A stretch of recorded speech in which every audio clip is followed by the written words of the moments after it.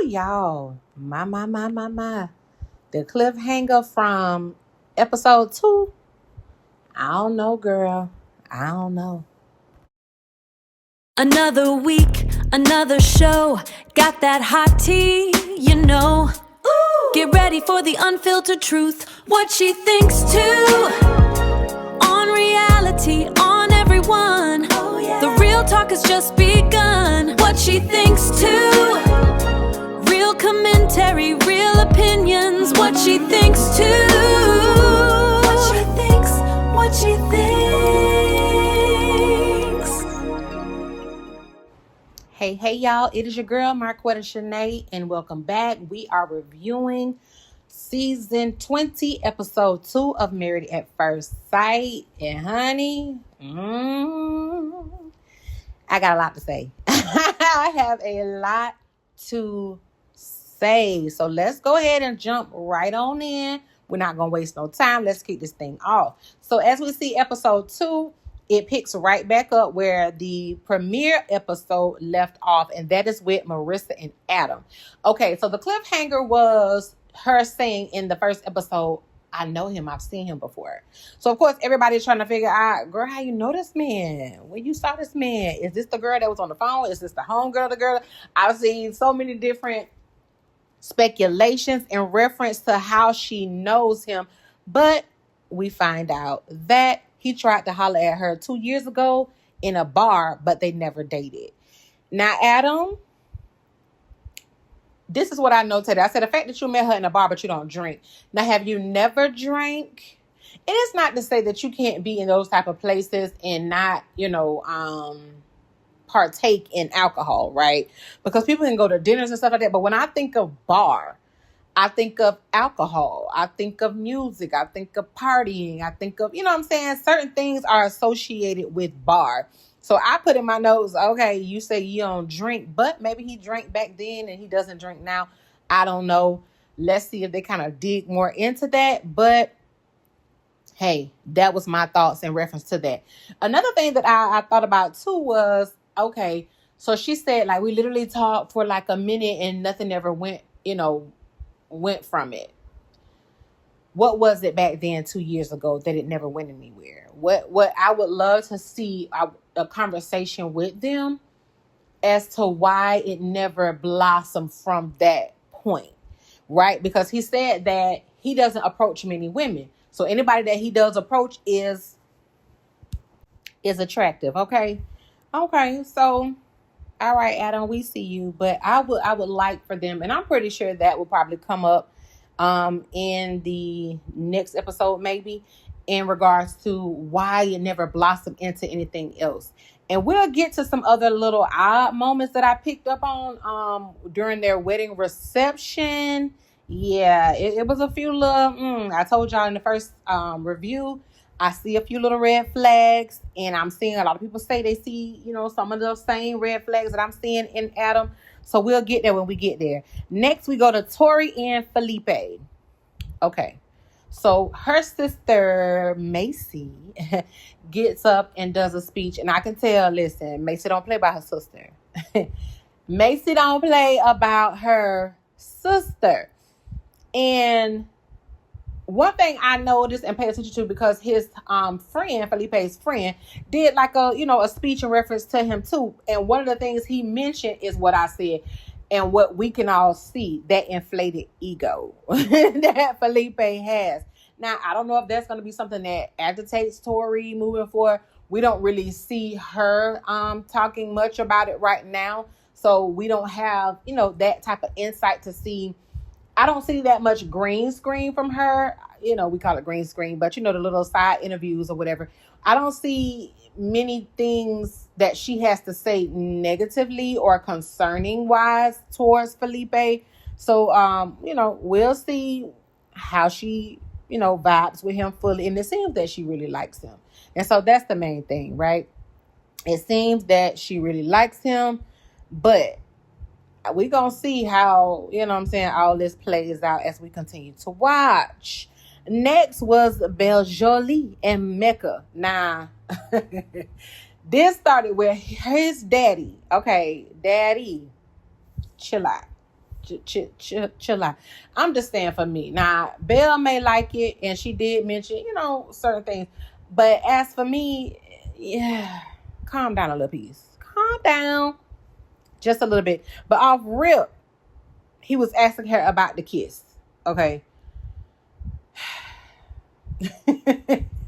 I felt like the conversation that she was having with him should have been the conversation that she was having with Mecca.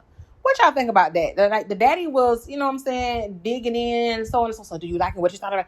Like, give me a chance to tell my man, my husband first before I'm telling you, these things or whatever the case may be. So, but she did score Mecca. She said she gave him like an 8 or 9. Honey. She said, I saw the braids and I was like, okay. And then he turned around and I was like, dang, okay, look at my husband. And he got a smile.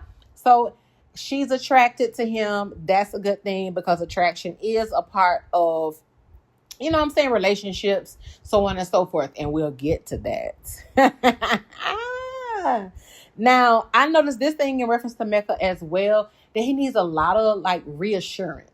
Right? Like, it's almost as though he has to have the conversations with his friends, with his father, even with the grandma, and it's okay to get advice, right, from people.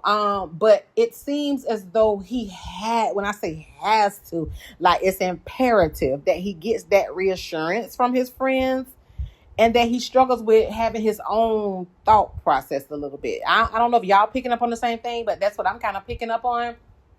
So we'll see how that continues to go as well. And so the episode goes back to the matchmaking sessions, and now they're showing Nick and Courtney. Now, they're both athletic and they have the same type of religious outlook, in reference to how they view religious. They talked about, I don't want to go to church every Sunday. And they both said that, okay, that's cute for them. That matches up perfectly, right? Political views, so on and so forth. Now, they asked they asked Courtney. Okay. They said, how conservative are you? And she asked for an example. Like, give me an example. And so Dr. Brunson said, what about January 6th? And so she said, can you remind me what happened on January 6th? And I was like, okay, this is what I put in my notes. I was like, girl, we all know what happened on January 6th. Now, I know she might have been jokingly saying it, but I think what Dr. Brunson may have been trying to get to is, what are your thoughts on what happened on January 6th? Because that's going to show if you are more liberal or if you're more conservative. So her kind of skirting around it, and I guess that was maybe her way of saying, like, I don't get too much into politics, so on and so forth. So that may be where she was kind of leading when she said that. So, we'll see. Hopefully that continues to align. Now, Nick says that he is very loyal. He has never cheated. But we see that Courtney has issues believing in herself and what she actually deserves. So Dr. Brunson is trying to pour into her, so on and so forth. And I think, sometimes many of us, we struggle with those same things, if we can be honest, with ourselves. But one thing I notated here, and I said, I think that what they need to do, and this is probably what the matchmaker sessions are kind of modeling a little bit, but I think therapy is important, right? Because in terms of that, I don't want you necessarily having to fully discover who you are through the relationship. I would like them to see a therapist, right? And to kind of discover more about who you are prior to. I know that may not make for good TV, but in, relationship wise, because going to therapy and discovering who you are and healing from certain things, right? That may change your total outlook on relationships. So what you wanted, the unhealed version of you wanted, right?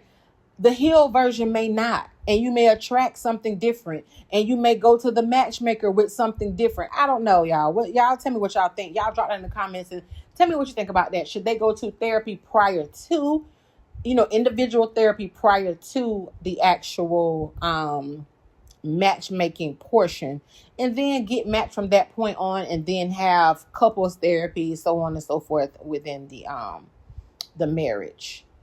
Now.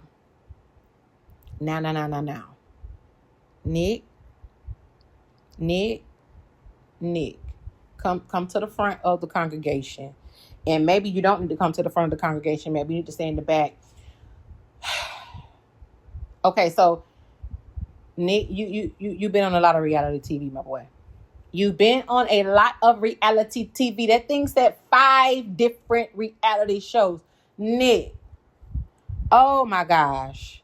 Now, I heard them say The Perfect Match, which clearly is a dating show. When he met her, he said The Circle, right? Girl, then the friends talking about RuPaul. Listen, Nick. Now, his friends made a comment. One of them said, I didn't want to see you on another reality show.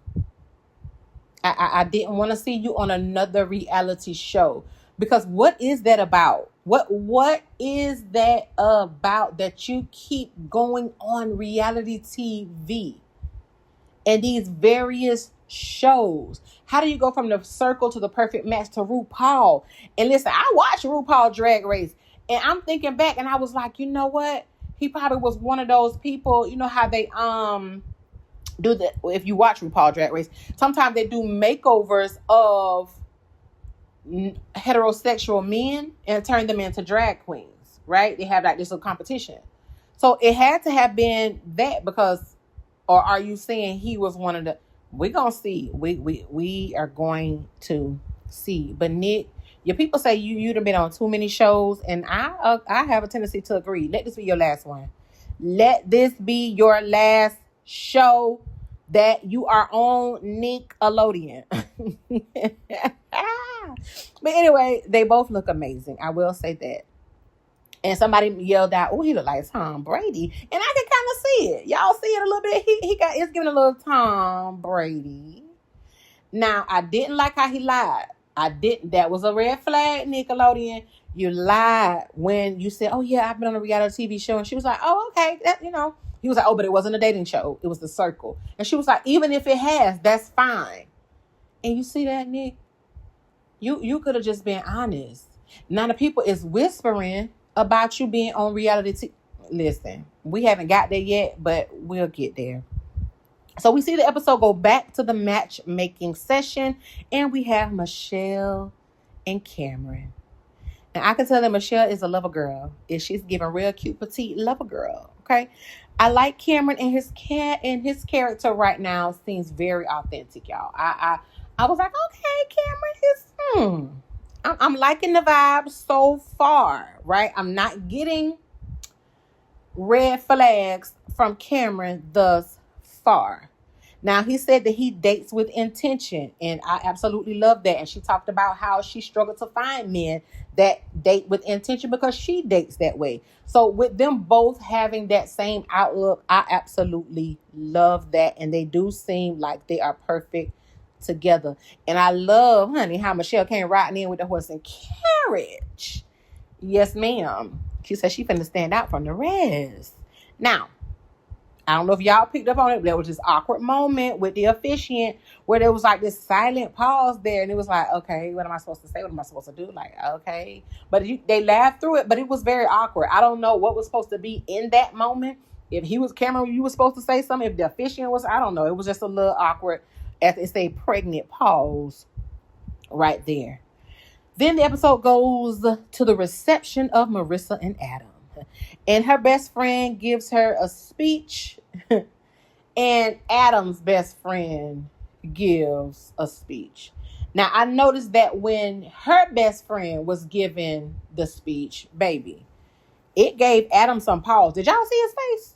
Adam's face was looking like, oh, I don't know. Because the friends started talking about, oh, she like to arm wrestle men in the bars, and she like to take all these naps and all this. And I'm like, oh my gosh. First of all, don't play with me like that. Don't get up here. You know what I'm saying? See, friends, how many of us have them? Baby, y'all can say them cute stories for later. Y'all say that for somebody who, no. I don't know, y'all. I didn't like it. And Adam was looking like, I don't know, child. I should be alarmed. And you could tell that Adam really is a show off. And I love the fact that he's very talented in all the things. But it's funny because you see how they are kind of crafting this around Adam, because on the first episode when he was playing the piano, the guy said the same thing, like, oh, okay, he's giving us another song. Oh, okay, I didn't know it's going to be that long. Oh, you got to warm your hands up. Like, it was just these little comments. And you could see the people's faces because he was playing. One of his friends was like, oh, Adam, can you give us can you go tickle the ivories? She didn't know what that meant. She didn't know what tickle the ivories meant. She said, what does that mean? He was like, play the piano. Girl, you ain't heard tickle the ivories? It's okay. You finna learn now, cause baby, he clearly all into this. So, now, let me rewind back. They were talking about the gifts that each other had given, right? And so she said, did you take this shot? He was like, I don't drink. Baby, her face, what? Pause, quick, like, you don't drink. No, he don't, honey. And the way it's going, baby, I don't know if Adam gonna want you to drink either. Now, we gonna see. But let's go over to Sean and Nikki, which is the older couple on the show. Now, they're in the matchmaking session. And Sean and Nikki, you could tell off rip, they are very, very successful in their careers. And he said that he was married to his career.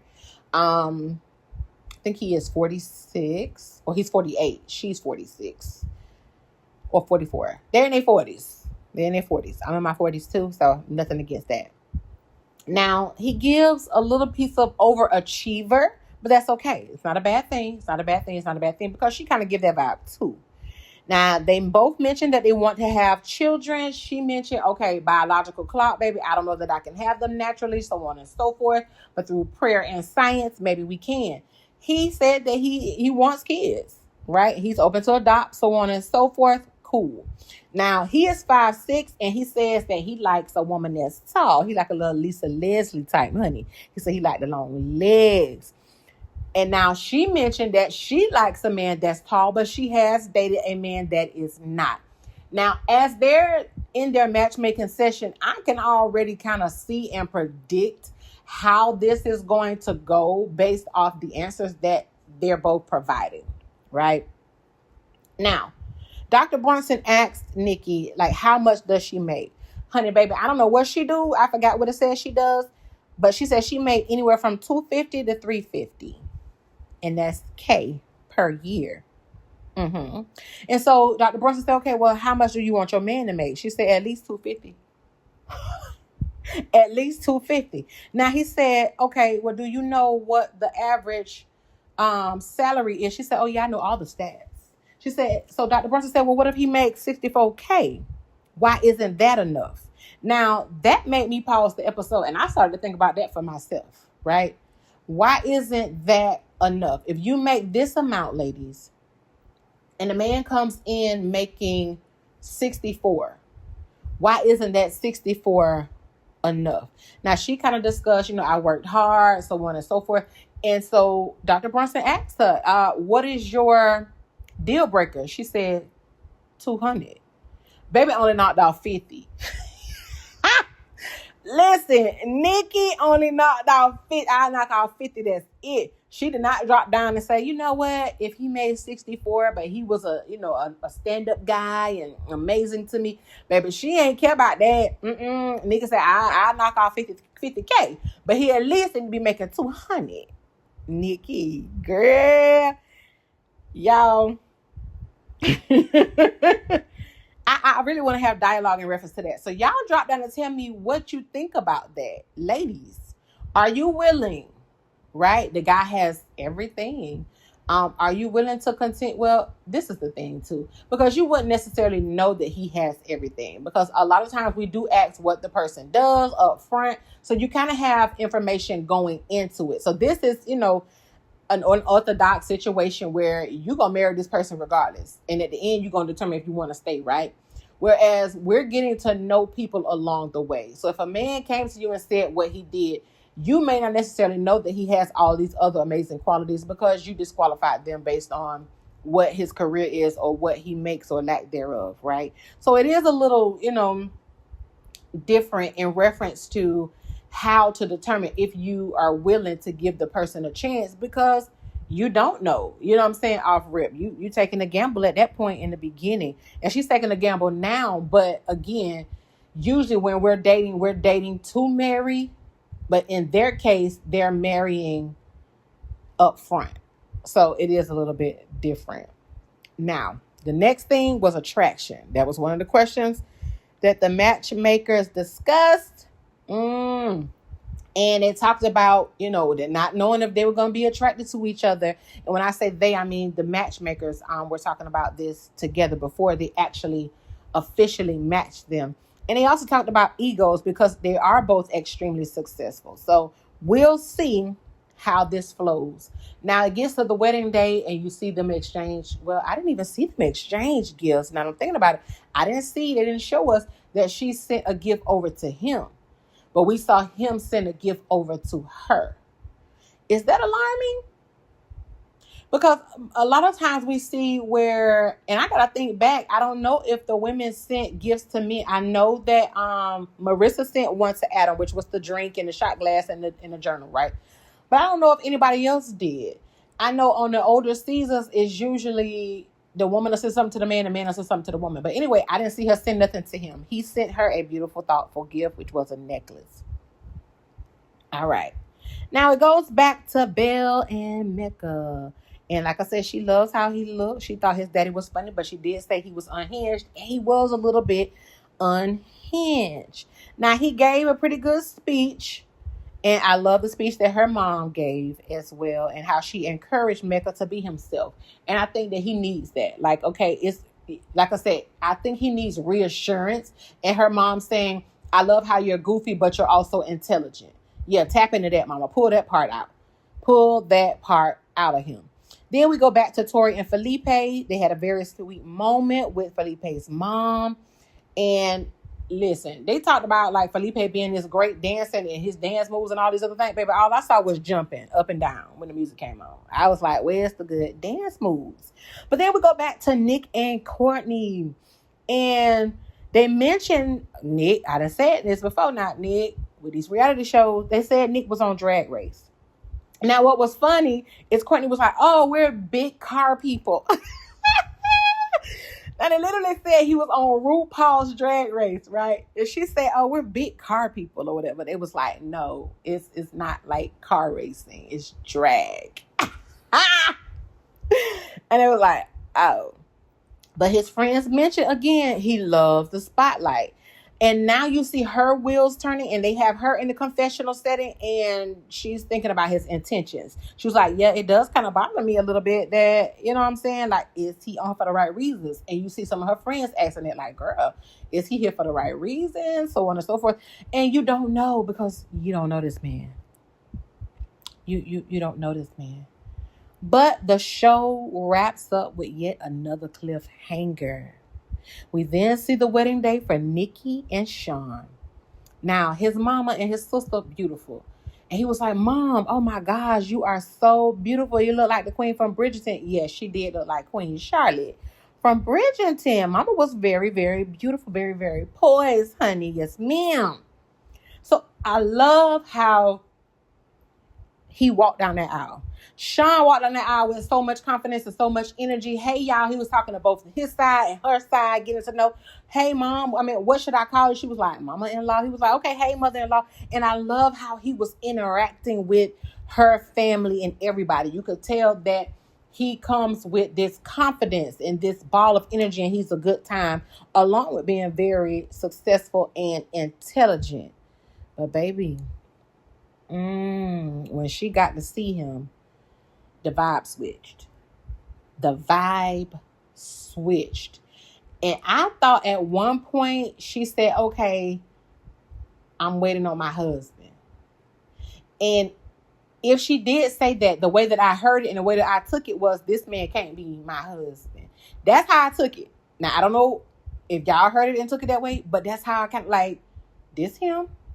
And you could tell that she's not attracted. He was like, are you okay? You breathing? You good? He's smiling, telling her she looked pretty. She ain't saying nothing. Y'all, it is very, very awkward. It is very, very awkward. but we gonna see. So listen, that is the recap for episode 2. We're going to tune in for episode 3 because they have already dropped it. So y'all stay tuned for that review. Make sure you like, comment, and subscribe. Y'all, let's have some dialogue down here in the comments. And until next time, I love y'all. Bye.